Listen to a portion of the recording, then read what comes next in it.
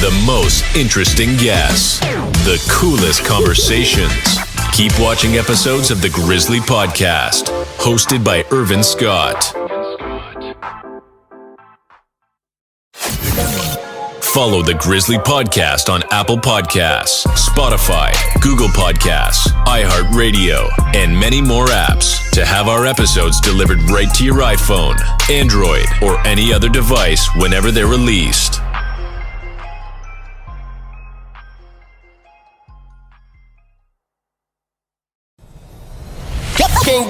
Can't get enough of the Grizzly Podcast? Stay up to date with all our latest news, events, and behind-the-scenes footage by visiting grizzlypodcast.com. So what does it mean to be on your Grizzly? It means hard work, dedication, and it means progress beyond your Grizzly.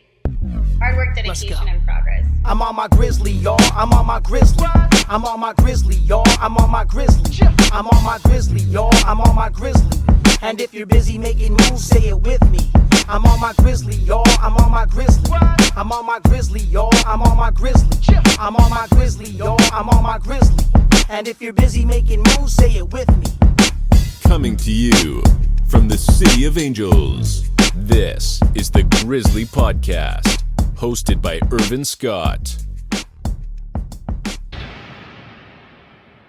Ladies and gentlemen, welcome to another episode of the Grizzly Podcast. My name is Irvin Scott, and today I am joined by a special guest. He is a retired rugby union player. In fact, he is a U.S. Rugby Hall of Famer as part of their class of 2021. He is also the husband of actress Maya Stojan.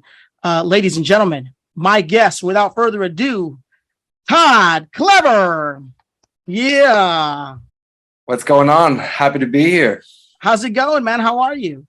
Yeah, all good, all good. No complaints here. Just another beautiful day here in California. So I left the beach yesterday. Now I'm in the desert in Palm Springs, and just ticking on and trying to get the week started off right. Hey, Todd, man, thanks so much for being a part of the Grizzly Podcast. Appreciate you coming on the show today. We've got so much to talk about. You've accomplished so much, and we'll get into all that today. But before we get started, let's take them back to where it all practically started. And that's basically where you're at right now. So you were born and raised in Palm Springs. Is that correct? Yeah. Born in Palm Springs. I grew up in Northern California in San Jose.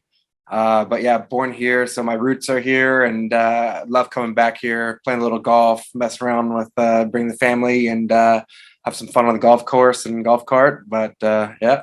Speaking of Northern Cali, you were out in San Jose. So while you were there, you attended Santa Teresa High School. Is that correct? That's it. That's the one. Okay. And while you were there, is that where this whole rugby career or this whole rugby journey got started? It is, yeah. So I have an older brother, and he played American football and rugby, and I was kind of an outcast, misfit. Skateboarded, surfed, snowboarded, and everything. Played a little soccer, and to get into a team sport, my parents urged me and pushed me in that direction, and I chose between football and rugby, and it was an easy choice for me just because of the from the time commitment to the worldly game, just the culture behind it. So got playing when I was in high school, and it took me into university and kind of led that pathway for the global. You attended the University of Nevada, and then from there you actually played for the Wolfpack from 2002 to 2004. Yep. So went to Reno, had a great time. My first year there, made the college All-American team, made the national team, which really kind of opened up the doors for me. And then I had opportunities to move overseas, which after playing 3 years and going to university for 3 years, I end up leaving university to move to New Zealand to start my overseas professional rugby career. From there, you went from New Zealand to South Africa, Japan, the UK, all at the same time, just compiling a 15-year career, man, with the U.S. men's national 15s team. So what was that like, man, being a part of something as incredible as that? To be able to represent your country, especially in games and World Cups was amazing and very humbling and very proud moment for myself. So, to do that, you could do that, a few months of the year. The rest of the months, it's sort of, getting yourself ready for those games for USA. And I was lucky enough to have the opportunity to be a full-time rugby player. As you mentioned, signed contracts and lived in New Zealand for 2 years. After that, moved to South Africa. So I was there for 3 seasons. Living in Johannesburg and really, really enjoyed my time there. Loved playing for the Lions.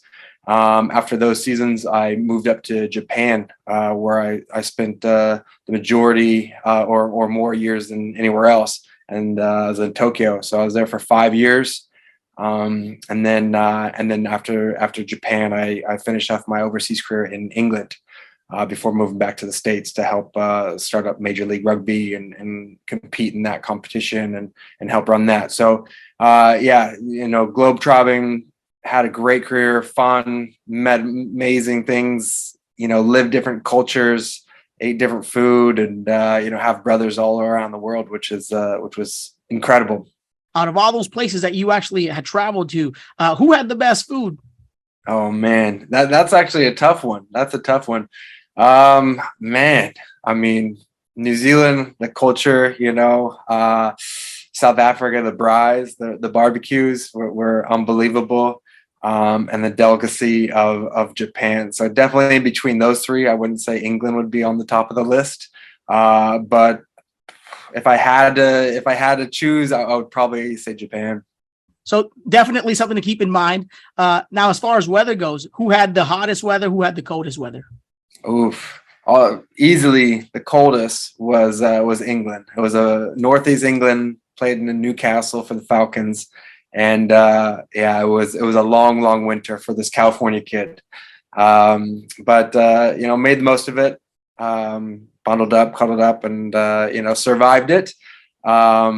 Warmest, I mean, Tokyo has 4 seasons, so it gets hot and humid. It snows. South Africa, a bit drier in the high veld. So, I got a taste of it all. Very cool to hear. And Todd, man, going back to this rugby career, again, you've accomplished so much within your career. You earned 76 international caps with the Eagles, including 53 of them while you were captain. Again, just, the fact that you've done all this, what goes through your mind, man? Looking back now, just knowing that you were able to do all this, what does that feel like? When you kind of look back at the career, I count my blessings, count my lucky stars. It was a long, 15 years, but when you look back at it, it went by so fast, and made such great relationships and represented the country in rugby for such a long time. So. It's just something I'm really proud of, something that I, sacrificed a lot for, something that, all the goals I set, I was able to, as being a player, was able to, check off. So being able to walk away from the sport without many regrets and without any regrets and knowing that I gave it my all, and being able to retire on my own terms was really special.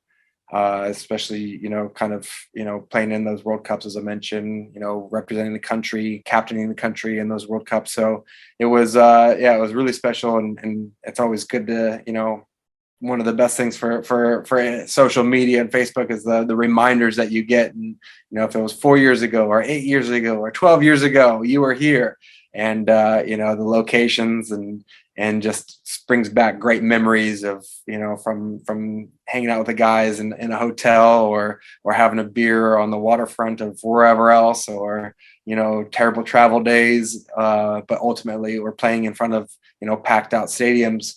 So it was, it was a great time, and it's always fun to look back at. And now that I'm retired but still involved with the sport heavily, it's great to, give back and be a fan and help grow the game and make sure that the players are, player welfare is taken care of, that the fan base is good and making sure all that. From 2000 to 2009, is that when you were recognized as the American Rugby Player of the Decade? Like all those years? Yeah, yep, that's it.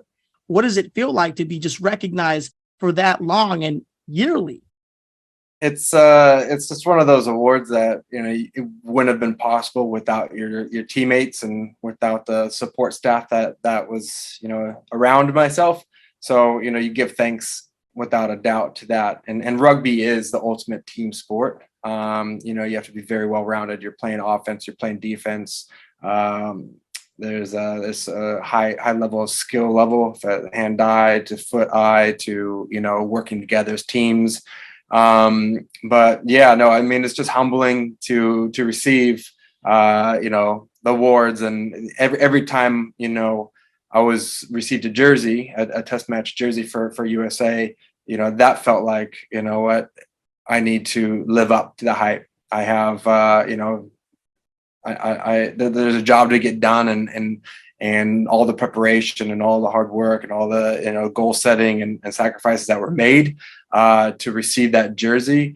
It wouldn't have done justice if I, didn't give it my all. So, doing that time and time again. And then at the end of, a long career or a long year or whatever else, and the awards that came along with it was just, it was always for the team, always for the boys. Yeah. Would you say that there's like definitely a lot of pressure though, just having to kind of like carry that title yearly?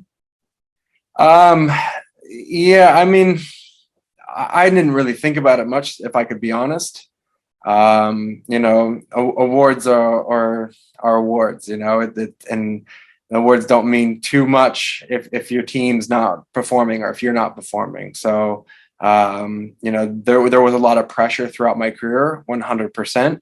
And luckily I had the right resources and the right mindset to get through those pressures, and to ultimately make me a better person, make me a better player. But kind of just the things that you do whenever you are a professional in whatever field you're in. How do you get into that mindset? Good question, and you're rinsing it out of me. So you're digging deep for me, and and I would have to say probably get out of your comfort zone. If you're in a comfortable state and you're not challenging yourself, or you're not challenging physically or mentally, or if you're I mean, I slept out of lived out of suitcases, slept on couches, early in my career, just to be able to experience, the travel and the culture and playing for teams and playing for next to no money.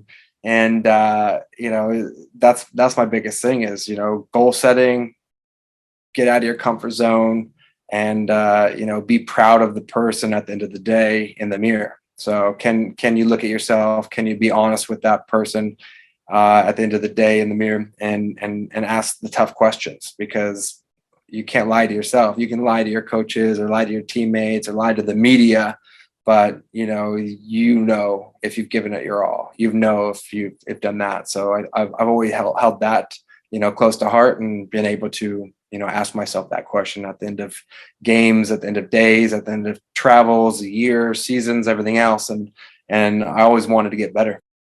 I know you were featured in ESPN, the magazine's 2015 The Body issue, and you were actually one of the first rugby players in the edition's history. What was it like to be a part of that?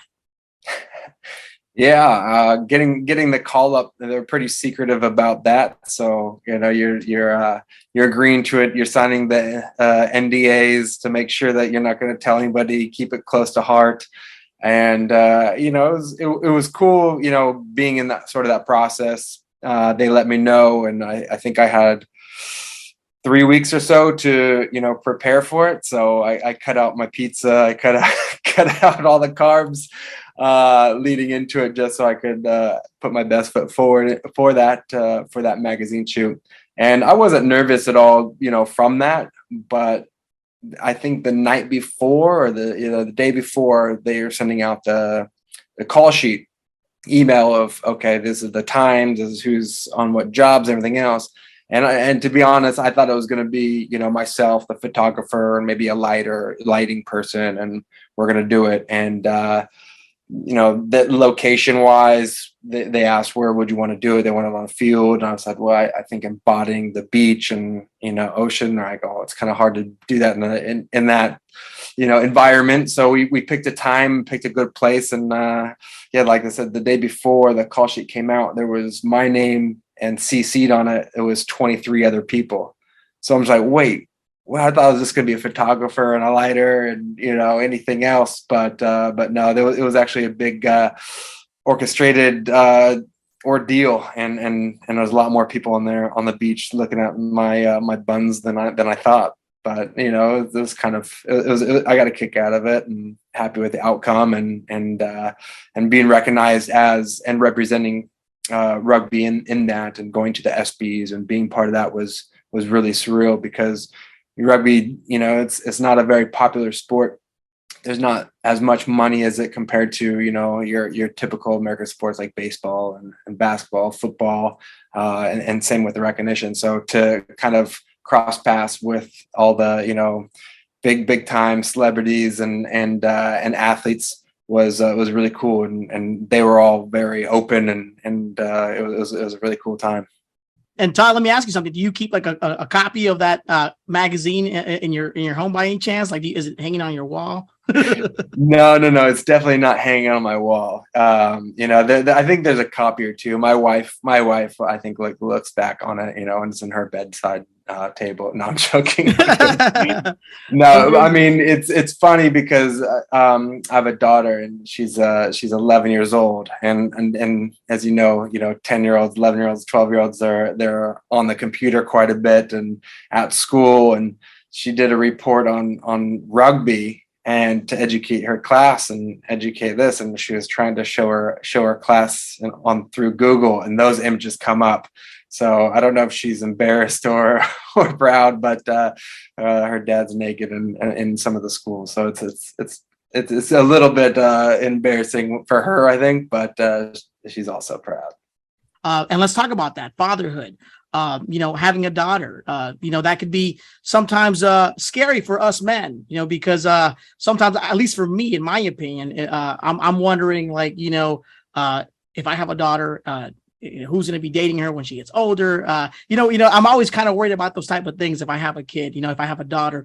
But you being a father and all, I can tell you have a great relationship with your daughter. I've seen you guys on social media. You guys do a lot of things. I think you guys go bike riding. You guys go to the beach. What's it like being, just a father in general, man, to an 11-year-old during these like crazy times, as far as like, post-pandemic and, this post-pandemic era, or actually we're still in the pandemic era, I guess. It's kind of just hard to say, but, it's very different from when we were growing up. What's it like being a father today? You want them to be their own best. So, we have a lot of fun. You just do your best. I mean, that's as much as you can say. And it's exciting to bring life in and teach what you can teach, and it's very rewarding. And from first smiles to first steps to first teams to nervousness. But to go back to your point of times have changed from whenever we were kids to them being kids. The pressures and the social media it is a bit daunting and scary. So you don't want that to affect them in any way or affect them as least as possible. So I think we're all still trying to figure that all out, as a society, and to making sure that the stigmas and mental health for girls and boys, for men and women, to be open to be free in their own skin, and if there is problems, to openly talk about it, because there's too many instances where people don't feel in that safe environment when obviously they are full of love, and they shouldn't feel that way. Very good advice there. And let me ask you something. So has your daughter ever like mentioned to you that she actually wants to go into rugby? Are there any aspirations to go into rugby? No, I don't think so. She's played seasons of rugby, like touch rugby, which is really cool. She's done, they have this organization, Girls Rugby, which is fantastic. And it really embodies confidence into girls, into their own body, into teamwork and everything. So she really enjoyed that. There's also co-ed rugby, which is touch, and it's so good. She does swim, volleyball. She's an artist as well, so she loves doing like computer graphics to drawing images and fashion. So she's interesting. So whatever she chooses, 100%. And that's with all the kids. It's like whatever they choose. I'm not going to be the father on the sideline, steering them too hard in that direction and putting too much pressure on them.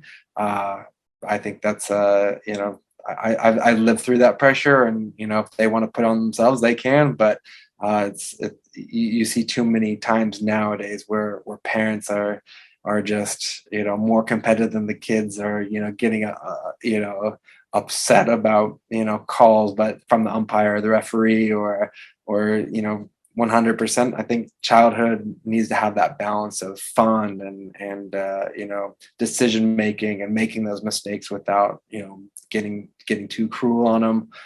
So I think I definitely believe in that. So that's cool that, you're like that with your daughter. You kind of let her do her own thing in that sense.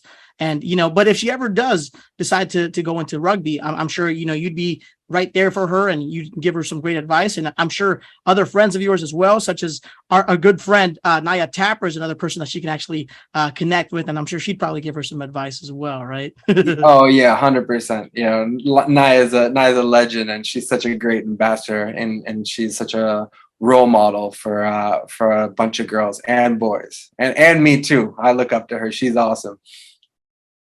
We're talking about family. Let's talk about someone really special in your life as well. Someone you recently tied the knot with, and we're talking about your wife. And she's an actress as well, Maya Stojan. Let's talk about her and how did that whole thing come about? How did you guys meet? When was the first date? I mean, whatever details you want to share, you're welcome to do so. Yeah, well, I could tell my side of the story, but I know she'll listen in later and she'll be like, "That's not true. That's not true." So we both have, different perceptions of the truth. But no, we've had an amazing few years together. Yeah, I mean, it's goals, like I see a lot of relationships. I know where I want to be in life, and it was a perfect match. So she's a successful actress and loving person and kind, and she's great. She's definitely made me a better person too. So it's we definitely have great chemistry, and lots of love. What made you want to announce the engagement during the pandemic? There was no rhymed reason. It was we just felt what we wanted to do, and we were during the pandemic, and obviously it's very sensitive for a lot of people because people lost a lot of loved ones and everything else. But for us, it was our time to really spend a lot of time together. And to try to live our best lives, and that's what we did. So we did a lot of traveling. We were out in the desert, the beaches, up in LA. Got on a plane a few times randomly when we were allowed to.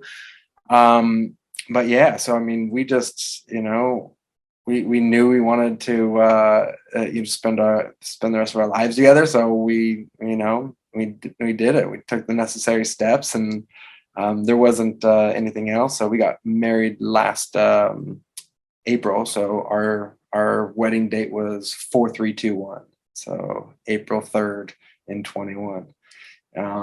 Maybe I did that so I won't forget my my anniversary. but no, numbers are important. And yeah, we just had a fantastic engagement. Had a wonderful wedding where it was just 13 adults. So very, very small, just families and one or two close friends. And yeah, it was a storybook. So you can't really complain, especially in that setting and who you have. So it worked out. Congratulations to you and Maya. And let me ask you something, because I know she's an actress. And, now that you're retired, man, I want to ask, is there any plans or, any ideas to try to like go into acting yourself, man? Because, you could probably be the next Thor, man. You know what I'm saying? Yeah, no. I don't think that's in my cards. I'll leave that to Maya. And, if you asked me that, if I didn't know Maya, then I'd be, oh, maybe, I get this. But what goes into, being an actor, an actress is insane. Like, from how strong your skin has to be to how brilliant you have to be, from memorizing lines to really embracing those characters. So I've learned so much about that art form through Maya, and I kindly, step back and, let her take that. Let's go back to your last game, man. Obviously, this was already kind of a decision you had made, right? Was it something that you had already planned to do, or was it like a spur of the moment type thing? Like, did you decide to retire after your last game, or was it something that you already had in mind? You just say, I'm going to finish up this game, and this is what it is. What exactly led to that point where you said, it's time for me to just kind of hang it up? Yeah. When I decided to hang up the boots, yeah, as a rugby player, as a sports person, there's not a lot of athletes that are able to call their last game, through injury or through selection or something down the line. And through those 15 years of playing full-time rugby, your body gets beaten up, and I was tired of waking up injured, sore, something was hurting. So when I got out of bed, I knew something was going to hurt. I don't know if it was going to be my ankle or my neck or my back. I don't know if it was going to last only a few steps of the day, or if it was going to last all day. So it was a lot of maintenance on the body. But ultimately, I wanted to. When I received that jersey for USA, my main goal was to leave in a better place than when I received it. So I felt as though the timing was right. It was a huge game for Team USA, and I was able to captain it. And we were playing against our rivals, against Canada, to qualify for the Rugby World Cup. And I've been part of World Cups, and the likelihood for us to get out of pool stages or win games or to win the World Cup was very slim. So for me to end on a high and for us to be able to qualify as America's number one, which the US has never done before, and we were in a really good situation, it just seemed like it was a perfect storm. It was in San Jose. So all my friends and all my family were there to support. My daughter ran me on the field. She was there. So it was just a perfect setting, and I couldn't have asked for it. And we ended up, beating Canada and qualifying for the World Cup. So it was a good way to bow out, and leave it. And I remember talking to the guys in the locker room and just letting them know, it's like, I'm not a player anymore. I'm a fan, and I'm here to support you. But it meant a lot for me and my family and the whole rugby community, because everybody really got backed me up behind that. You also wanted to get out, when you could, basically, right? Because a lot of, like you said, a lot of like athletes never get a chance to really retire on their own terms. And the fact that you were able to do that just says a lot about who you are as a person as well, because, you knew at the same time that, at the end of the day, while you love rugby, you also, you care about yourself as well. And, you don't want to go any longer than you need to if you don't have to do that anymore. You know what I'm saying? So, yeah, I mean, I've played with so many different players in a lot of different countries, and there's a lot of athletes that play maybe a year, maybe two, sometimes 3 years too long. And from my career, I didn't want to overstay my welcome in that jersey, but I also didn't want to, put my body in too much harm, because like you said, there is life after rugby. I want to play with my kids. I want to enjoy life and, hike and surf and really enjoy it. I mean, I have a lot of friends and teammates that play too long and they can't do those things. So simply play with their kids and to be active and not be able to turn their head all the way, their neck all the way. So for me to have such a long career and to be able to still be active, definitely successful and worth. I mean, it was tough because leaving contracts on the table, financially it was a very, very, very hard to do that. But at the end of the time, it was like, all right, you're just doing it for money or you're just doing it to set up. And I was lucky enough to make some, investments and make some good financial decisions during my play where, I didn't have to, stress about that. Do you ever get like the itch to come back and play just for fun though? Or I mean, when I retired, I thought I was going to be done, but if the location was right and the cause, because I do a lot of charity games, what was good and hits, strings close to heart, I'll definitely put on the boots and have a run around and fun times. So a few times a year I'll still play. But as a professional, I don't miss it because I know what goes into it to be the best on that field. I know what that whole week looks like. I know what that whole, season looks like. I know what that whole preseason looks like. And I don't miss the intense training and the hardcore and the beatness you get out of this. But, whenever I do cheer on the Team USA, I'd be lying if I, didn't miss having those butterflies in my stomach, the day before the game or right before kickoff or, really going into battle with my brothers with the same objective. So you definitely will miss that. And I miss that. And hopefully I always will have that, fire in me. But I know I left the jersey in a better place. And I know that, that they'll have support for me for always. Something that you've recently been involved with, I know it was recently established, the Todd Clever Foundation. And this foundation is basically all about, you providing financial and supportive services to rugby players and teams across the globe, just mentoring others. Tell us more about the Todd Clever Foundation and basically how that whole thing got started. What inspired the idea? How did that whole thing come about? Rugby has given me so much, and I didn't know what was going to take afterwards. So I always wanted to give back to the sport. So for me to help, if it's setting up, contacts and getting them balls, or if it's getting jerseys, or if it's helping with scholarships, field space. So we cover a lot of what I just mentioned with that, and we just uplift the rugby community if it's a player, a coach, a referee, the whole experience of that. And it's close to heart for myself, being able to, really, give back to grassroots and really showcase the inclusiveness of rugby, the diversity of rugby. So we focus a lot on girls rugby. We focus a lot on inner city rugby to help, build that confidence, to, help teams, to not let them have an excuse. Because there's a lot of sports that are expensive, travel soccer or football with all the pads and, all those sort of things. But rugby, all you need is a ball and, some players in a field. So if I'm able to, give back to that and really give structure and help out in any way, I'm all for that. So it's a very rewarding. It's, coaching and assisting with, providing all these opportunities, if it's balls or jerseys or coaching or scholarships, to a lot of my teammates' kids or teams that I used to play for or play against.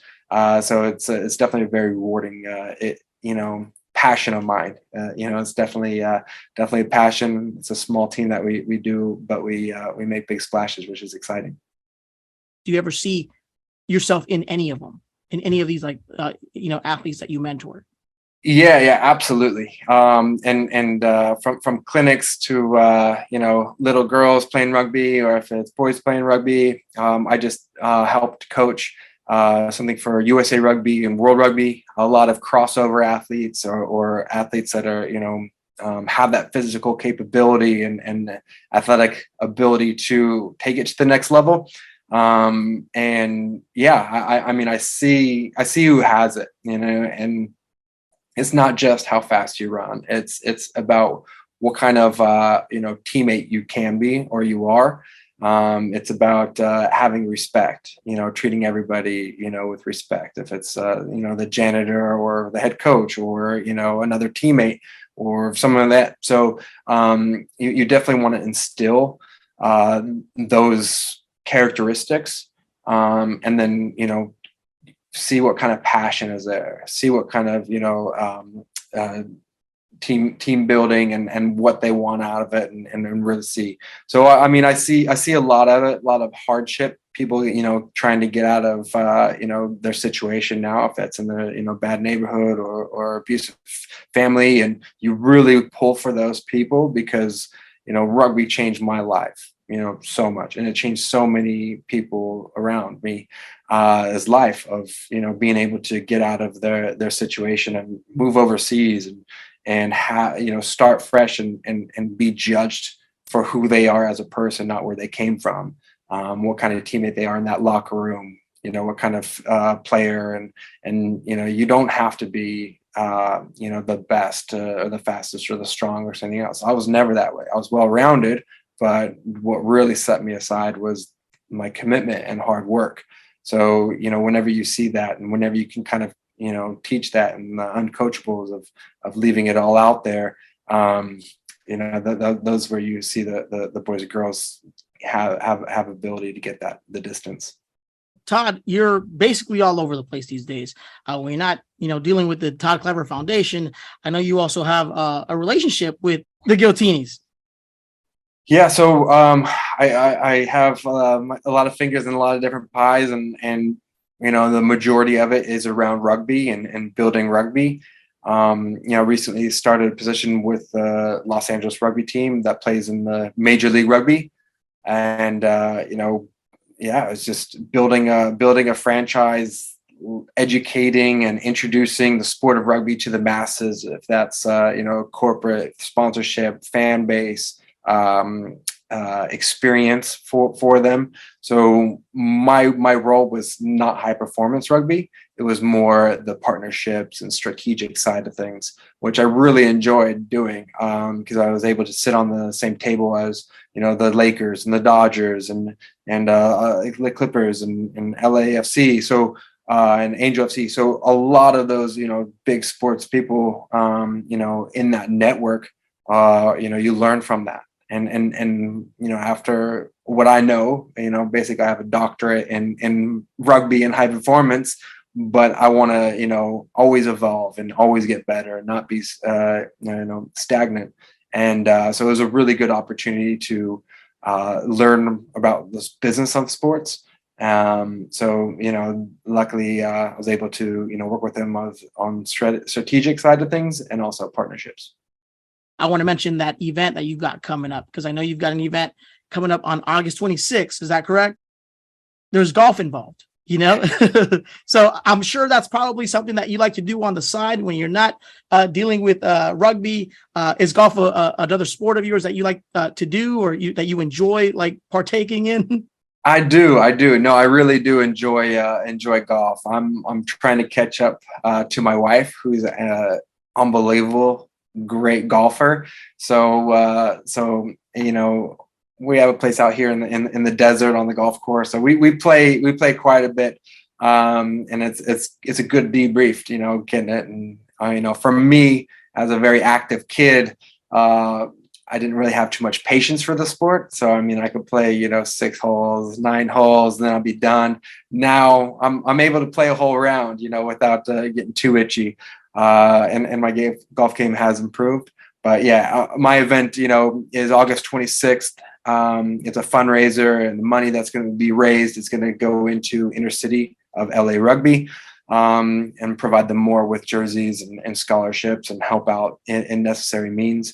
Because August 27th and 28th, the USA Sevens is in town, and they'll be playing in Carson at Dignity Health Sports Stadium, where the Galaxy play. So it's just the night before. And my event, it's not your typical golf outing. It's going to be at the El Segundo Top Golf. So there'll definitely be some fun, some banter, some drinks, good food.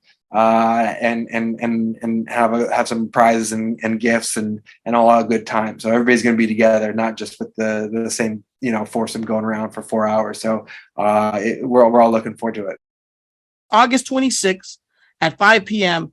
Top Golf El Segundo. Tickets are available online as well, right, Todd?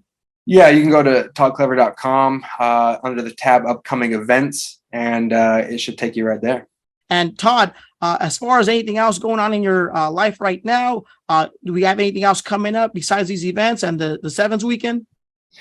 Well, we have a bit of a long runway, but USA just got awarded hosting the Rugby World Cup in 2031 for the Men's Rugby World Cup and 2033 for the Women's Rugby World Cup. So, we both know that rugby is not that big in the States, but actually the Rugby World Cup is the third largest sporting event in the world. So that's behind the Summer Olympics and the Soccer World Cup. So it is a huge deal. World Rugby is excited.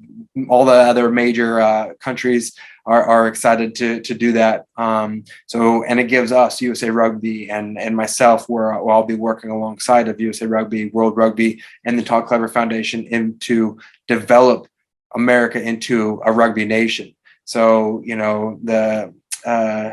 it's a perfect way to introduce it. We have a long runway, like I said, 9 years before the games come, but it's going to be hitting all the major cities in America, which over 6 weeks. So it'd be a fun time. Now, for our listeners and our viewers that are listening and watching right now, if they want to connect with you online, Todd, what's the best way for them to reach you? Yeah, I think I have all the social handles except for a couple. I don't go on TikTok because my daughter, will crush me. But yeah, Instagram, Todd Clever, Twitter, Todds Clever. But yeah, that's about it. We try to do our best here to help motivate and inspire others. So if you could offer any advice to anybody pursuing their dreams, their goals, what would you say to these people? If you have the aspirations, they're not just going to happen for you. You just got to work for them. So it kind of goes back to, looking at that person in the mirror and wanting to be proud. And, did you do your best? Can you answer that? And then the other would be, write down goals, short-term and long-term goals. That was huge for my success and, throughout my career, having journals and having those goals listed out, because, you can say it in your mind or you can say it to somebody else, but it doesn't really mean that much unless you write it down. And I would suggest signing it as well, just so you have that ownership. And then you could take that those goals in front of you, in front of that mirror, and judge yourself and make sure that you're getting better and better. Todd, I appreciate you coming on the show today. It was so nice catching up with you. I know it's been a while since we've seen each other, but hopefully we can connect soon at your event. On top of that, I know you've got great things going on in the future, so we're looking forward to seeing everything you've got going on. I appreciate it, Irvin. Thanks for having me. Hey, Todd, thanks so much for being on the show. I'll leave you with one last thing here because this is our slogan here. This is our motto. Todd, with that being said, stay on your Grizzly. Get it, pop. Let's get it. Yo, that's what I'm talking about. Don't miss a thing. Subscribe to the Grizzly Podcast YouTube channel to access full episodes, video clips, and more on YouTube.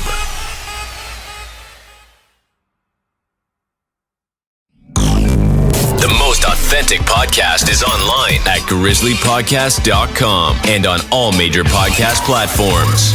Guest appearances and real conversations that will push you to hustle. The Grizzly Podcast is now streaming. Hi, and welcome to Trademark Expediters. Whether you need a trademark or copyright, we can help make the process easy and affordable. Protect your company name, logo, or slogan with the trademark. Protect your songs, books, photographs, and other creative works with a copyright. Complete our easy online questionnaire in 15 minutes or less. Clear pricing, no hidden fees. 100% satisfaction guaranteed. Get started today. Learn more at trademarkexpediters.com or call one of our friendly specialists at 1-800-510-1082. Affordable, easy, expedited service. Trademark Expediters. Yo, turn it up. Hard work, dedication, and progress. Stay on your Grizzly. Yeah.